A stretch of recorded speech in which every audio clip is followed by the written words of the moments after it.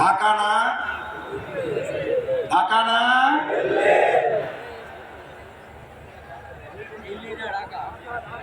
কোনটা হবে? দিল্লি না ঢাকা? দিল্লি না ঢাকা? আমাদের বাংলাদেশে এমন কোন সরকার আর প্রতিষ্ঠিত হতে দেওয়া হবে না যেই সরকারের কোন সিদ্ধান্ত দিল্লি থেকে হবে। আমাদের দেশের সিদ্ধান্ত বাংলাদেশের মাটি থেকেই হবে। আমার সম্মানিত ভাই এবং বন্ধুগণ, হাতের ডান পাশে যারা আছেন বসে যাবেন। আমি আবার বলছি, এটা আল কোরআনের ময়দান। এই আল কোরআনের ময়দানে প্রত্যেকে আদবের সাথে নিজ নিজ দায়িত্ব নিয়ে স্বেচ্ছাসেবকের ভূমিকা পালন করবেন, আল্লাহকে সাক্ষী রেখে। পারা যাবে ইনশাআল্লাহ? দেখি একটা তাকবীর, লিল্লাহি তাকবীর, তাকবীর, লিল্লাহি তাকবীর। আমার সম্মানিত ভাই এবং বন্ধুগণ, সেজন্য আজ আমাদের এই কলিজার টুকরা সন্তানের আর একটা স্লোগান তুলেছিল। আমাদের ছাত্র তরুণ যুবকের আর একটা সুন্দর স্লোগান করেছিল, উই ওয়ান্ট জাস্টিস। ঐতিহাসিক ইবনে খালদুন নাম শুনেছেন? সবাই জানেন ঐতিহাসিক ইবনে খালদুনের কথা। সেই ঐতিহাসিক ইবনে খালদুন সকল সভ্যতাগুলোকে পর্যালোচনা করে মিশরীয় সভ্যতার মেয়াদকাল ছিল 3000 বছর। ভালো করে খেয়াল করার জন্য বলছি, ডানে যারা ডানে আছেন, যারা বামে আছেন, বসুন, বসে পড়ুন। এটা কোরআনের ময়দান।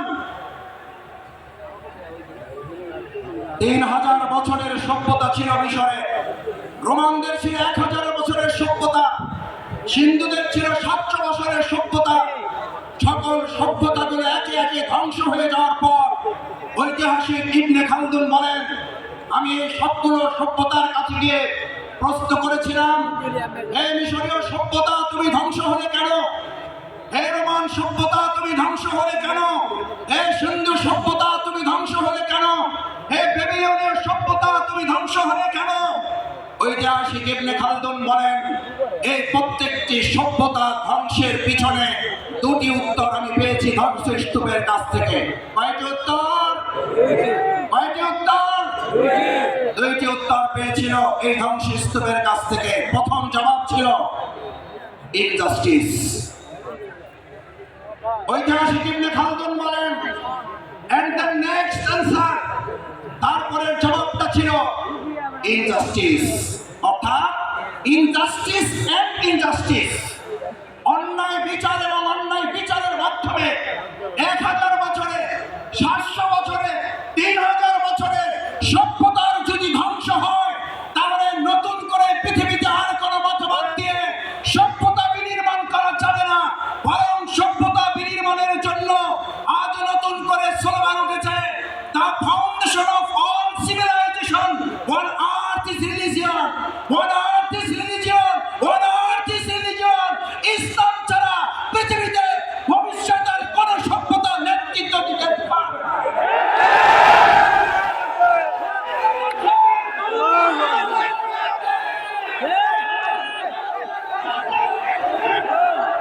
এই কথা আমাদের নয়, এই কথা শুধু বিশ্বাসের নয়, এই কথা শুধু ইমামদের নয়, এই কথা শুধু রাজনীতিবিদদের নয়, এই কথা শুধু আলেমদের নয়, এই কথা শুধু পটুয়াখালীবাসীর নয়, এই কথা বিশ্ব মানবতার মুহাম্মদুর রাসূলুল্লাহ এরকম হাত চালিয়েছেন রাসূল করিম সাল্লাল্লাহু আলাইহি ওয়াসাল্লাম। আলা সাদকাতাইন, এই যে আমার দুটো আঙ্গুল দেখতে পাচ্ছ, আল্লাহ রাসূল করিম সাল্লাল্লাহু আলাইহি ওয়াসাল্লাম বললেন, দুটো আঙ্গুল দেখো ভালো করে। আলা সাদকাতাইন, এটা আমি, এটা কিয়ামত। আমি এবং কিয়ামত, আমি এসেছি, কিয়ামত শুরু হয়েছে। এই জামানায় এই সভ্যতার সামনে ইসলাম ছাড়া আর এমন কোন আদর্শ নেই যেই আদর্শ দিয়ে মানুষের মুক্তি পাওয়া সম্ভব। সুতরাং আজ এরকম একটি প্যান্ডেল নয়, দুটি প্যান্ডেল নয়, 3টি, 4টি, 5টি, 7টি নয়, 9টি প্যান্ডেলে ভর্তি হওয়া ভাই এবং বন্ধুগণ, আমার বোনেরা, আজ আমাদের এখান থেকে শিক্ষা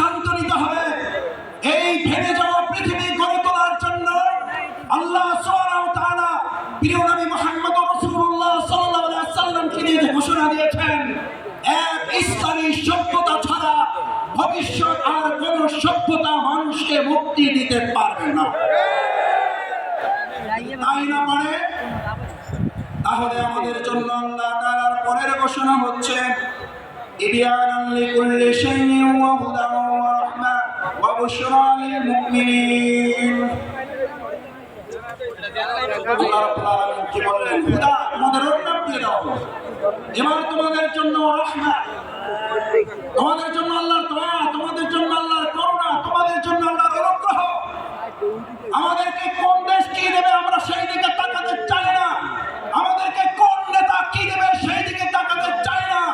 আমরা আল্লাহর ওই করুণা, ওই রহমত, ওই দয়া অনুগ্রহের দিকে তাকাতে চাই যে ইসলাম এবং সৎ দক্ষ যোগ্য নেতৃত্ব প্রতিষ্ঠিত হলে আল্লাহ সুবহানাহু ওয়া তাআলা ঘোষণা দিচ্ছেন, আসমান এবং জমিনের বরকতের দরজা যদি খুলে যায়, পৃথিবীর কোন শাসক নেই বাংলাদেশকে দাবিয়ে রাখতে পারবে।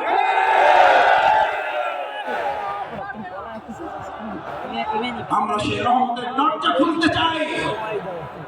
সেই রহমতের দরজা শফিকুল ইসলাম মাসুদের হাতে নেই, সেই রহমতের দরজা ডাক্তার শফিকুর রহমানের হাতে নেই, সেই রহমতের দরজা বাংলাদেশের কোন রাজনৈতিক নেতার হাতে নেই। একবার হৃদয় উজাড় করে আর একবার জমিন কাঁপিয়ে সেই আল্লাহর নাম উচ্চারণ করে মুসলিমরা, কে তিনি কে?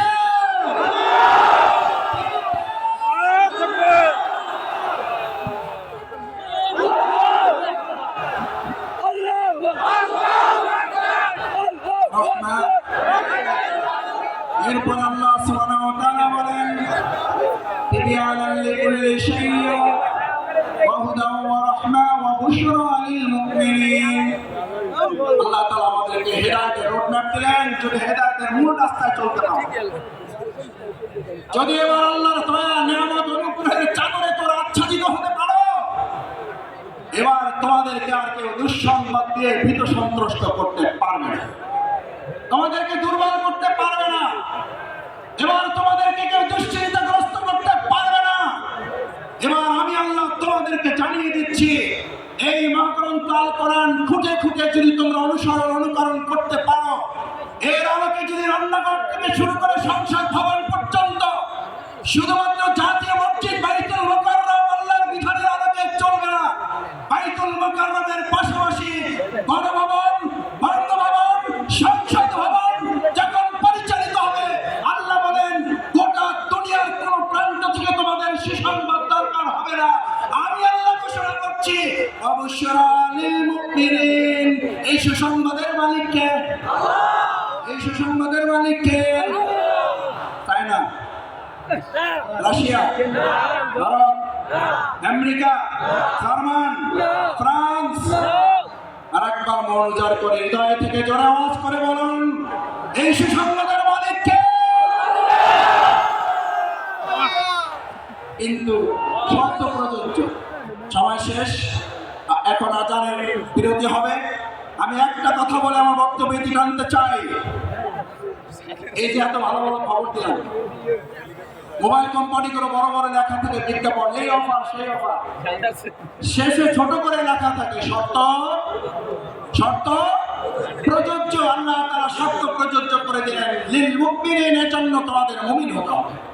আজ এখানে সিদ্ধান্ত নিতে চাই, এই তাফসীরুল কোরআন মাহফিল থেকে ডক্টর মিজানুর রহমান আজারী সহ অন্যান্য ওলামায়ে কেরাম আমাদের সামনে যে কোরআনের বয়ান পেশ করেছেন, করবেন, এর আলোকে পরিপূর্ণ ঈমানদার হয়ে আল্লাহর জমিনে আল্লাহর দ্বীন কায়েমের জন্য কোরআনের খাদেম হিসেবে এখান থেকে বিদায় নিতে রাজি আছে যারা? হাত জানা মেহরবানি করে দুনিয়ার ক্যামেরায় হাতগুলো যদি বাঁধা পড়ে, আপনারা আরশে আজিমের ক্যামেরায় এই হাতগুলো বন্ধ করে কালকের মধ্যে দিন আমাদের দেখে দেখে নাজাতের বাণী হিসেবে জান্নাতুল ফিরদাউসের জন্য মঞ্জুর করবে। সুবহানাল্লাহি ওয়া বিহামদিহি, আশহাদু আল্লা ইলাহা ইল্লা আনতা।